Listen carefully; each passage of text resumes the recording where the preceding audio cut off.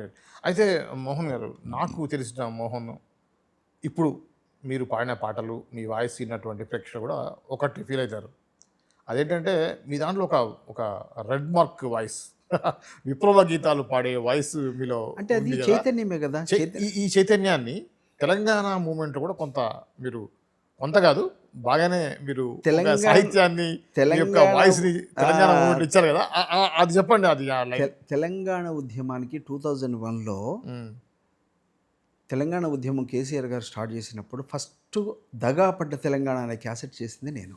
Yes. విన్నాను. నేను విన్నాను. చెప్పారు అప్పుడు మీరు మనకు. నాకు బాగా అప్పట్లో మనం మా రెగ్యులర్ రూమ్‌కొచ్చి మనం కలిసేవాళ్ళం కదా! రెగ్యులర్ అప్పట్లో కలిసేవాళ్ళం. నేను చేసేవాడిని. అవును. 'దగా పడ్డ తెలంగాణ' అనే క్యాసెట్ చేసి హ్మ్. దాంట్లో అప్పుడు ఈ కళాకారులంతా ఇది ఈ తెలంగాణ వచ్చేదా సచ్చేదా అని యెస్. పరారైపోయాడు. నేనే ఫీల్ అయ్యా మోహన్. తెలంగాణ నేపథ్యం వేరు. తెలంగాణ హ్మ్. సాధించుకోవటానికి హ్మ్. అంటే ఇది అదొక హిస్టరీ. హ్మ్. ఎందుకంటే ఒకప్పుడు ఆంధ్ర రాష్ట్రం వేరు, అవును. హైదరాబాద్ రాష్ట్రంగా ఏర్పడ్డది కాబట్టి అవును. అవును. అదొక చరిత్ర కాబట్టి దాన్నేందంటే మీరు తెలుగే, మాది తెలుగే అని హ్మ్. కలిపారు కాబట్టి హ్మ్. ఇక్కడున్న కల్చర్‌కి, అక్కడ ఉన్న కల్చర్‌కి తేడా హ్మ్. ఉంది. ఎందుకంటే ఇక్కడ నిజాం నవాబు పరిపాలించిన ఒక ఇది, అవును. అక్కడ ఇంగ్లీష్ వాళ్ళు పరిపాలించారు. అవును. వాళ్ళకి, ఈళ్ళకి వ్యత్యాసం ఉంది. కల్చర్‌లో తేడా ఉంది. కల్చరల్ తేడా హ్మ్. ఉంది. హ్మ్. కాబట్టి ఆ ఏర్పాటువాదం ఉంది కాబట్టి దానికోసం హ్మ్. ఫైట్ చేశారు. తెలంగాణ సాధించుకున్నాం. హ్మ్. ఆ సాధించుకునే క్రమంలో స్టార్టింగ్ పీరియడ్‌లో 2001లో హ్మ్. పాటలు లేవు. హ్మ్. అంతకుముందు ఎవరో ఏదో తెలంగాణ మీద వాళ్ళు వీళ్ళు పాటలు పాడుకునేది కానీ తెలంగాణ ఉద్యమం కోసం చేసిన పాటలు లేవు. అవును. అయితే కేసీఆర్ గారు చేసిన ఉద్యమం మన కరీంనగర్‌లో ఫస్ట్ మీటింగ్ పెట్టినప్పుడు హ్మ్. హడావుడిగా పాటలు చేయాలని 'దగబడ తెలంగాణ' క్యాసెట్‌లో హ్మ్. నేను 5 పాటలో, 6 పాటలో 5 పాటలు హ్మ్. రెడీ చేసి తీసుకొచ్చాను. దాంట్లో జయరాజ్ గారు కూడా రాశారు ఒక పాట. ఆహా! అదే 'వానమ్మ వానమ్మ' పాట. ఓకే. వనం అప్పుడు రాలేదా? యెస్. ఓకే. యెస్. ఓకే. తర్వాత అందరూ 'వానమ్మ వానమ్మ' పాటని స్పెషల్ సాంగ్ అని అందరూ పాడుకునేవాళ్ళు. అవునవును. అసలు ఫస్ట్ 'వానమ్మ' పాటని ఆ క్యాసెట్‌లో ఉంది. నిజంగా ఆ టైంలో 2001 ఆ టైంలో ఆ 10 ఇయర్స్ కూడా తెలంగాణలో వర్షాలు లేక ఇబ్బంది పడే పరిస్థితి యెస్. యెస్. ఘోరంగా ఉండేది. బాగా గుర్తు ఇప్పుడు చేశారు. ఇప్పుడు ఇప్పుడు అంత ఆ ఫీలింగ్, అంత కష్టాలున్నాయని అనుకుంటారేమో గానీ, ఆ టైంలో మాత్రం వర్షాలు లేక రైతులు ఆత్మహత్యలు కరెక్ట్. చేసుకోవడం, బా బోర్‌లేసి 100 ఒకరైతే 5, 10 బోర్‌లేసి లాస్ అయిన సంఘటనలు కూడా ఉండేయి ఆ యెస్. యెస్. టైంలో. బాగా గుర్తు చేశారు. యాహ్! అప్పట్లో 9 సంవత్సరాలు కరువొచ్చింది బాగా. కరువుండేది. ఆ కరువులో ఏందంటే ఈ ఉద్యమం రావటం, ఉద్యమంలో ఈ పాటను చేయటం. ఇది హ్మ్. అప్పుడు జయరాజ్ గారు కొత్తగూడెంలో హ్మ్. కోల్ మైన్స్‌లో జాబ్ చేసేవారు. ఓకే. అది ల్యాండ్ ఫోన్‌కి ఫోన్ చేస్తే హ్మ్. నాకు ఆ పాటని కవర్‌లో పెట్టి హ్మ్. కొత్తగూడెం బస్సు డ్రైవర్‌కిస్తే నేను ఎస్ఆర్ నగర్‌లో పాటను తీసుకున్నా. ఓకే. తీసుకొని ఆ! ఆ డ్రైవర్‌కి ఒక రూ. 50 ఇచ్చి ఆ! ఆ పాటను తీసుకొని అది కంపోజ్ చేసినప్పుడు. ఓకే. ఆ పాట అద్భుతమైన పాట. ఆ రోజును గుర్తు చేస్తే ఖచ్చితంగా నిజంగా 2000 సంవత్సరాలు 2000-2010 వరకు ఉన్న పరిస్థితి ఏంటో కళ్ళకు కట్టినట్టుగా చూపించేటువంటి పాట. తెలంగా ఒక్కసారి ప్రేక్షకుల కోసం. తెలంగాణ సమాజాన్ని ఆ పాట ప్రభావితం చేసింది. ఆలోచింపజేసిన పాట అవును. అంటే. ఆ పాట వల్ల అసలు నాకు కేసీఆర్ గారు ఎన్ని సార్లు చెప్పిండంటే, హ్మ్. హ్మ్. "ఎంత అద్భుతమైన పాట చేశావయ్యా! చాలా బాగుంది పాట." హ్మ్. హ్మ్. ఒక్కసారి మా ప్రేక్షకుల కోసం వినిపించండి.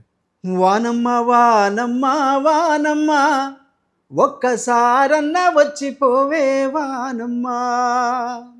వానమ్మ వానమ్మ వానమ్మ ఒక్కసారన్న వచ్చిపోవే వానమ్మ. సేలల్లో నీళ్లు లేవు, సెలకల్లో నీళ్లు లేవు, వాగుల్లో నీళ్లు లేవు, వంపుల్లో నీళ్లు లేవు, నిన్నే నమ్మిన రైతు కళ్ళల్లో నీళ్లు లేవు. వానమ్మ వానమ్మ వానమ్మ ఒక్కసారన్న వచ్చిపోవే వానమ్మ. ఎదిగేటి మిరపసేను ఎండల్లో ఎండిపాయే, సక్కన్ని మొక్కజొన్న ఎక్కెక్కి ఏడవసాగే, పాలు పోసుకున్న కంకి పాలన్నీ ఉడిగిపాయే, నిలుబోసుకున్న సేను నీలాడలేకపాయే. వానమ్మ వానమ్మ వానమ్మ ఒక్కసారన్న వచ్చిపోవే వానమ్మ. నల్లాని గౌడి బర్రే తెల్లని ఎల్లనావు, సైదన్న మేకపోతూ సక్కన్ని లేగదూడ, కరువింట్లో పీనుగెల్ల కటికోని కమ్ముకుంటి. వానమ్మ వానమ్మ వానమ్మ ఒక్కసారన్న వచ్చిపోవే వానమ్మ. కర్రు నడవాకపాయే గొర్రు నడవాకపాయే, తాళి పుస్తేలు బాయే తట్టి సెంబులు బాయే, నెర్రెవారి నా బ్రతుకు హర్రాజు పాలాయే. వానమ్మ వానమ్మ వానమ్మ ఒక్కసారన్న వచ్చిపోవే వానమ్మ.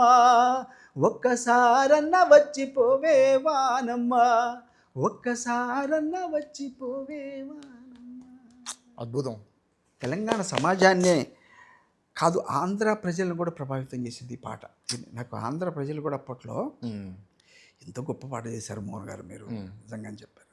అసలు రైతు బాధలు, రైతు పడే కష్టాలు కళ్ళకు కట్టినట్టుగా అసలు పాడుతుంటే ఆ పాట కాదు, నిజంగా ఊర్లలో రైతులు పడే బాధలు, ఆకాశం వైపు చూస్తూ వర్షం ఎప్పుడు పడుద్దా అని చూస్తే రైతు గుర్తొస్తున్నాడు.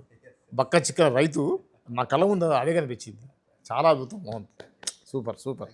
అయితే మీ ప్రయాణం తెలంగాణ మూమెంట్లో ఏ విధంగా సాగింది? నేను సినిమా ఫీల్డ్ని వదిలేసి తెలంగాణ ఉద్యమం కోసం చాలా ఫైట్ చేశాను. అనేక ప్రోగ్రామ్స్ అవి చేసేవాడిని, నిస్వార్థంగా చేసేవాడిని. అంటే ఆ పాటల ప్రభావం ఎంత ఉంది అంటే, కేసీఆర్ గారు అప్పట్లో తెలంగాణ ఉద్యమం, జేసీ కోదండరాం సారు వీళ్ళందరూ కూడా ఉవ్వెత్తున సాగుతున్న ఉద్యమంలో 10 జిల్లాల కాన్వాయ్, 10 జిల్లాల ప్రచారం చేస్తున్నప్పుడు 100 కార్లు వెంటపడిపోయేది. ప్రతి కార్లో నా పాటలు వినపడాయి. సూపర్. ప్రతి కార్లో నా క్యాసెట్ ఉండేది. ఈ దగపడ్డ తెలంగాణ వీరపుత్రులారా, తలవంచని తెలంగాణ శౌర్యపుత్రులారా, ఇకనైనా కళ్ళు తెరిచి రండి వేదామిప్పుడు, తెలంగాణ రాష్ట్ర అవతరణానికి తొలి అడుగు, జై తెలంగాణ, జై జై తెలంగాణ, పోరు తెలంగాణ, ఇది వీర తెలంగాణ. ఈ పాట అయితే కేసీఆర్ గారు అంటే అందరూ జెండా ఆవిష్కరణ చేసినప్పుడు ఈ పాట వేసేవాడు. ఓ సూపర్ సూపర్. ఓకే. ఆ పాట లిరిక్స్ ఎవరు? లిరిక్స్ రమేష్ గారు అని మా రూమ్మేట్. అప్పుడు మీరు కూడా మా రూమ్కి వచ్చారు. అవునవును, మీరు రమేష్ గారు అన్నప్పుడు సినిమా చేస్తుంటే ఆయన డైరెక్టర్, ఆయన కరీంనగర్. పాపం వారికి ఈ ఇంటర్వ్యూ సందర్భంగా చెప్పాలి, థ్యాంక్స్ చెప్పాలా. షార్ట్గా ఉండి స్పెడ్స్ పెట్టుకునేవాడు రమేష్. రమేషేనా? మీకు తెలుసు, డైరెక్టర్స్ అసోసియేషన్లో కూడా ఉంటాడు యాక్టివ్గా. కాదు, కరీంనగర్ మన రూమ్లో ఉండేవాడు. చక్రవర్తి, మేమంతా కలిసి ఉండేవాళ్ళు. అవును. ఆయన ఏం చేశాడంటే, తెలంగాణ కదా అని ఆయన మంచి రైటరు. సినిమా పాటలు, సినిమా స్టోరీలు అని బాగా రాస్తారు. ఈ పాట ఆయన మోహన్ గారు నేను రాస్తా అని అప్పటికప్పుడు ఒక 1/2 గంట 20 నిమిషాలు రాసేసిస్తే దాన్ని నైట్ 3 గంటలకు రికార్డ్ చేస్తాం. దాన్ని నైట్ 3 గంటలకి వందే మాతరం గారి స్టూడియోలో. అదొక హిస్టరీ. ఏంటంటే ఇప్పుడు ఏంటంటే ఎవరు రాజకీయ ఒత్తిళ్లలో ఏంటంటే చాలామంది అడుగుతుంటారు, ఏంది మరి నేను గుర్తించలేదు, నీకు ₹1 లేదు నీకు అంటే నువ్వు చేసినటువంటి సాక్రిఫైస్ అనాలి దాన్ని చెప్పండి. ఎందుకంటే నాకు తెలుసు మోహన్, యాక్చువల్గా మోహన్ అంటే ఒక మ్యూజిక్ డైరెక్టర్ లాగా ఒక మంచి పొజిషన్లో ఉండాలని నేను అనుకునే వ్యక్తిలో నేను ఒకడిని నీ స్టోరీ రాశిలో. ఆ లేడేంటి ఈ మంచి టైంలో, ఎందుకంటే ఆ టైంలో 2000 సంవత్సరాల టైంలో విప్లవ గీతాలకి అద్భుతమైన రెస్పాన్స్ ఉండేది. ఆ టైంలో నువ్వు తెలంగాణ మూమెంట్లోకి వచ్చావు. మంచి టైం, ఒక 10 years టైం, నీ వాల్యుబుల్ టైంని నువ్వు తెలంగాణ మూమెంట్ కోసం పెట్టావు.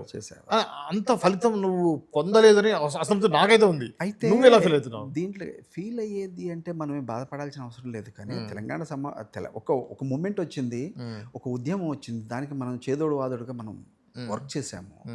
అంత మాత్రంలో గుర్తించాల్సిందే నేను కాదు, గవర్నమెంట్ గుర్తించాలి. ఆ రోజు నేను ఎవరికి అప్లికేషన్ కూడా పెట్టుకోలేదు, నన్ను గుర్తించండి అని ఎవరిని అడగలేదు.